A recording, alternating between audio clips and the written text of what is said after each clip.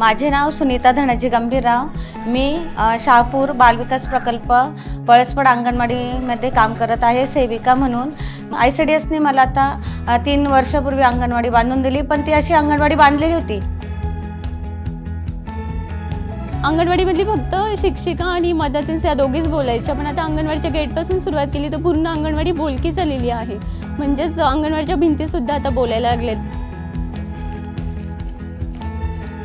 मुक्त खेळ जे देतो आपण त्याच्यात मुलं इतकी मन मोकळेपणाने खेळतात पण, आणि ते खेळाद्वारे मुलं शिकतात पण। म्हणजे त्याच्यात आम्ही आकाराची ओळख शिकवतो, रंगांची ओळख शिकवतो, नंतर हे पानं फुलं काड्या ते देतो त्यांना। मग त्या काड्याने घर बनवतात। म्हणजे असं मुलांचा उत्साह वाढला, मुलं खूप हुशार झाली।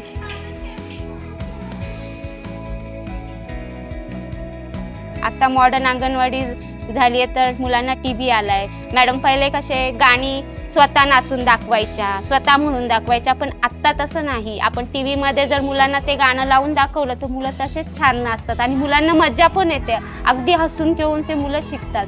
काही वेळेस तर काय होतं, आम्हाला घेऊन पण नाही यायला लागत मुलांना, ते स्वतः अंगणवाडीत येतात। ग्रीन कलरचे बोर्ड दिले, त्याच्यावर मुलं चित्र काढतात, लिहितात, गोष्टींची पुस्तकं, गाण्यांची पुस्तकं सगळे दिले। म्हणजे जो आदर्शलत अभ्यास असेल तो आम्ही मुलांना दाखवून, पुस्तकं दाखवून सगळा तो अभ्यास घेतो। इतकं मोठं गार्डन आणि इतकं मोठं परिसर आणि त्याचे झोके घसरगुंडी हे पहिले प्रथम एवढ्या भागात तरी माझ्याच अंगणवाडीला असं भेटलंय।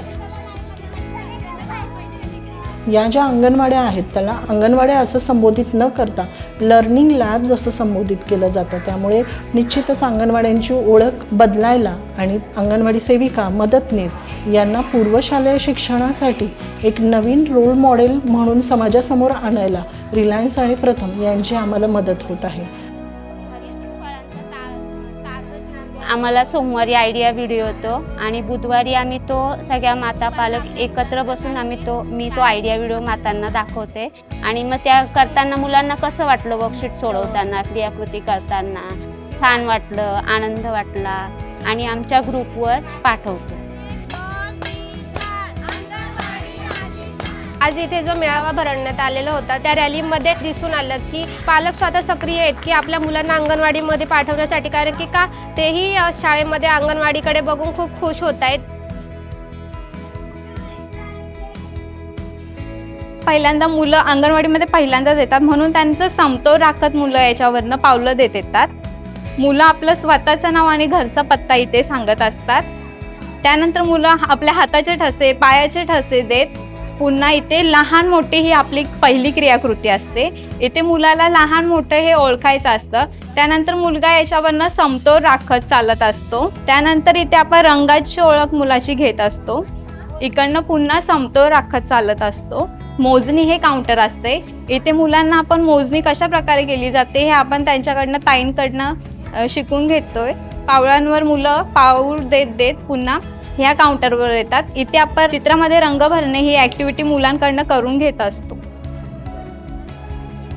रिलायन्स फाउंडेशनने आम्हाला ती अंगणवाडी मॉडेल करून दिली आणि प्रत्येक प्रकारच्या सुविधा दिल्या। छान छान कपाट दिले, चप्पल ठेवायला मुलांना, नंतर दप्तर ठेवायला कपाट दिले। आम्हाला अंगणवाडीत कधी लाईट पण मिळाली नाही, ती सोलर मधून आम्हाला लाईट 24 तास उपलब्ध आणि आम्हाला फॅन पण मिळाले, म्हणजे मुलं आमचे थंड हवेत पण बसू शकतात। पूर्वी जी काही अंगणवाडी होती त्या अंगणवाडीला काही स्थानिक सुविधा, एवढ्या बेसिक सुविधा काही पुरवता येत नव्हत्या। पण रिलायन्सच्या माध्यमातून आज जी अंगणवाडी तयार झालेली आहे खरोखरच अतिशय बोलकं चित्र आहे।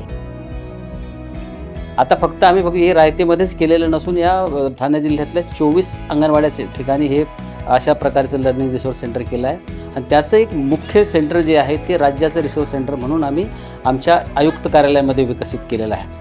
आणि म्हणूनच या लर्निंग सेंटरचा उपयोग करून आम्ही आता असं ठरवतो आहोत की महाराष्ट्रातले जे आमचे 6 डिव्हिजन्स आहेत त्याच्या 6 डिव्हिजनच्या ठिकाणी ही लर्निंग रिसोर्स सेंटर वाढवण्यासाठी आम्ही आता प्रयत्न करतो आहोत।